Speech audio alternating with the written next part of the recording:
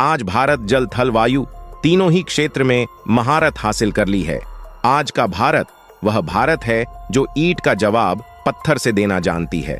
आज की तारीख में भारत दुनिया का कोई भी हथियार बना सकता है। यहाँ तक कि हम जो स्टेल्थ टेक्नोलॉजी है, जो अब से कुछ साल पहले तक असंभव लगती थी, उसे भी हम खुद बना रहे हैं। लेकिन फिर भी एक ऐसा हथियार है जो आने वाले कम से कम 10 से 15 साल तक हम खुद नहीं बना पाएंगे। हमें यह खरीदना ही पड़ेगा।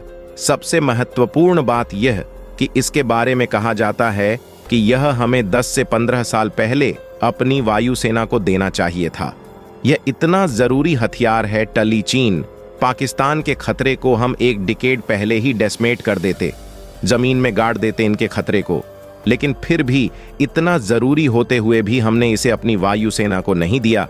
और इसीलिए अब जो भारतीय वायुसेना है, इसके अलावा भारत के जितने भी जियो पॉलिटिकल थिंकर हैं, सब डेस्परिंग सिर्फ 2 से लेकर 4 की संख्या में ही दे दें, हमारी बल्ले बल्ले हो जाएगी। ये इतना क्रूशल है, लेकिन फिर भी हमारे सरकारी बाबुओं ने इस पर कभी ध्यान नहीं दिया।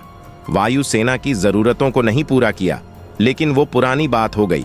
अब सबसे बड़ी गोल्डन ओपनरिटी खुद भारत के दरवाजे पर चलकर आई है। हमें इसे लेना ही होगा। मैं ऐसा क्यों कह रहा हूं, वो आप इसकी खासियत जानने के बाद खुद कहोगे। लेकिन सबसे पहले खबर देख लेते हैं। तो दोस्तों, वीडियो को अंत तक जरूर देखें ताकि आपको पूर्ण जानकारी मिल सके। और हाँ, अपने राष्ट्र भारत के सम्मान में इस वीडियो को लाइक और चैनल को सब्सक्राइब जरूर करें। तो दोस्तों, खबर निकलकर सामने ये आई है कि हाल ही में पीएम मोदी जब रूस के दौरे पर गए थे, तो वहां पर पीएम मोदी व्लादिमीर पुतिन के बीच में एक बायलट बैठक हुई थी अलग से। और उसी के बाद पोर्ट्स आने लगी कि रूस ने भारत को अपना यह 160 मीटर न्यूक्लियर सुपरसोनिक जो बॉम्बर है वो ऑफर किया है।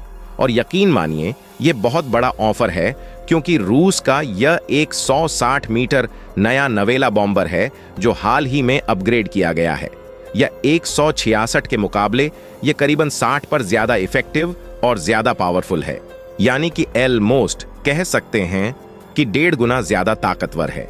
ने पिछले मॉडल के मुकाबले यह एकदम लेटेस्ट टेक्नोलॉजी के साथ आता है और उसकी कीमत भी अच्छी है, करीबन 16 करोड़ 83 लाख डॉलर। जी हाँ, 163 मिलियन डॉलर में आपको एक फुल फ्लशड बॉम्बर मिल रहा है। जबकि एक फाइटर जेट की कीमत आज की तारीख में 120 मिलियन डॉलर तक चली जाती है। यानी कि जितने में 1.5 राफेल आते हैं ना, एक T-160 आपको मिल जाएगा। और यह कितना कैपेबल है, उदाहरण के लिए इसकी रेंज 1,20,000 किलोमीटर है।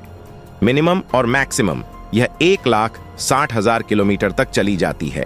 और सबसे खास बात यह, अपने साथ 12 लॉन्ग रेंज की क्रूज मिसाइल ले जा सकता है, वह भी न्यूक्लियर मिसाइलें। आपको जरा अंदाजा दे दूं कि यह कितनी ज्यादा फायर पावर है। उदाहरण के लिए यह अपने साथ इतने परमाणु बम ले जा सकता है कि पूरे पाकिस्तान को एक बॉम्बर ही एक बार में ही पूरी तरीके से मिट्टी में मिला देगा, पत्थर युग में पहुंचा देगा। पाकिस्तान को इतना असला लेकर चलता है अपने साथ, इतनी भीषण फायर पावर है इसकी। इतना ही नहीं, भारत में क्यों कहा जा रहा है कि हम इसे वायुसेना में शामिल करें? क्या पाकिस्तान की वजह से नहीं? पाकिस्तान से इसका कोई लेना देना नहीं है। पाकिस्तान को तो हम बिना बम्बर के भी मिट्टी में मिला देंगे। असल लेना देना है चीन से। दरअसल चीन के पास H-20 सीरीज के कई सारे बॉम्बर आ चुके हैं जिनकी रेंज बहुत ज्यादा है। वो पूरे भारत को कवर करते हैं, भारत में कहीं भी घुसपैठ कर सकते हैं। सबसे खास बात, चीन का जो पूरा ईस्ट इलाका है, वहां से चलकर भारत में बमबारी करके वापस आसानी से लौट सकते हैं। इतना ही नहीं, जो पूरी की पूरी भारत चीन सीमा है, जो करीबन 3000 किलोमीटर की बताई जाती है, उस पर कई बार पेट्रोलिंग कर सकते हैं बहुत ही आराम से। यही कारण है कि जब जब भारत और चीन का विवाद होता है ना, तो चीन अपने जो H सीरीज के बम वर्षिक विमान हैं, ये बॉम्बर्स हैं, ये भारतीय सीमा पर भेज देता है, जिससे कि भारत पर जबरदस्त दबाव आता है। और दबाव इसलिए आता है क्योंकि न के जवाब में हमारी वायुसेना के पास एक सिंगल बॉम्बर भी नहीं है।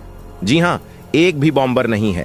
दुनिया की चौथी सबसे बड़ी वायुसेना के पास लिटरली एक टूटा फूटा घटिया क्वालिटी का भी नहीं है।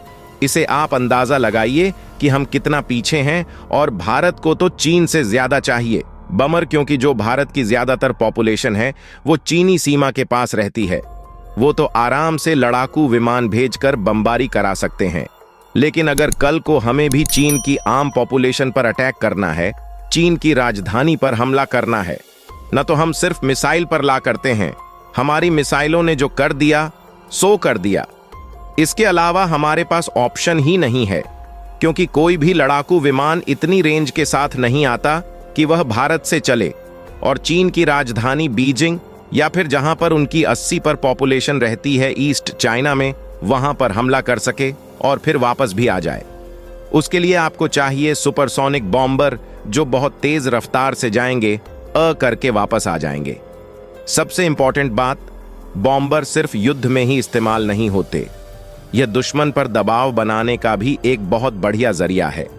आप सोचिए, कल को हमारे पास बॉम्बर हो तो हम भारत से उसे उड़ाकर दक्षिणी चीन सागर तक ले जा सकते हैं। चीन के इलाके में अपने बम्बर उड़ाकर उस पर जबरदस्त प्रेशर बना सकते हैं कि देखिए भारत की क्षमता कहां तक पहुंच गई है। यही कारण है कि भारत में डिमांड हो रही है कि बम वर्षक विमान दिए जाए भारतीय वायुसेना को, और रूस ने जो ऑफर दिया है यह बहुत अच्छा है। और आपको बता दूं, रूस ने ऑफर दिया है तो इधर से अमेरिका का काउंटर ऑफर भी आएगा B-1 लेंसर सुपरसोनिक बॉम्बर का। वो भी एक तगड़ा बॉम्बर है। दोनों में से जो पसंद आए वो खरीद लो, क्योंकि इसकी हमें बहुत ज्यादा जरूरत है। हालांकि कई लोग कहेंगे कि हम इसे खुद क्यों नहीं बना लेते, तो आपको बता दूं, बॉम्बर बनाने का काम लड़ाकू विमान बनाने से 10 गुना ज्यादा मुश्किल होता है। इसीलिए अगर हम इसे अब भी बनाने चलेंगे ना, तो कम से कम 20 साल लग जाएंगे।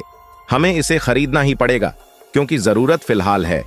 इस वक्त भारत को इसलिए है क्योंकि आज का माहौल इतना खतरनाक हो रखा है कि कोई भी देश कहीं भी हमला कर दे रहा है। तो इसी को देखते हुए भारत के पास भी हथियार हैं हमले का करारा जवाब देने के लिए। लेकिन इस बम्बर के मिलने के बाद भारत की पावर इतनी बढ़ जाएगी कि भारत से पंगा लेने से पहले कोई भी देश 100 बार सोचेगा।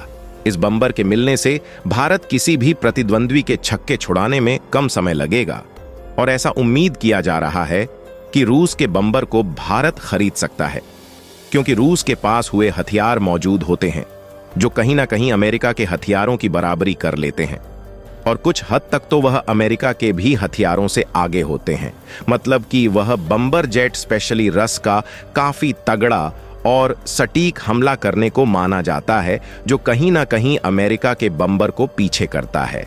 तो इसी को देखते हुए मोदी सरकार यह प्लान कर रही है कि भारत को बम्बर जेट रूस से खरीदने वाले हैं। दोस्तों, आपको क्या लगता है कि क्या भारत को बम्बर जेट की आवश्यकता है या नहीं, तथा भारत को यह बम्बर जेट अमेरिका से या फिर रस से खरीदना चाहिए? आप अपनी राय हमें कमेंट के माध्यम से जरूर बताएं, और हाँ, वीडियो को लाइक करें तथा अपने दोस्तों तक शेयर और चैनल को सब्सक्राइब भी अवश्य करें। तो मिलते हैं आपको नेक्स्ट वीडियो में, तब तक के लिए नमस्कार।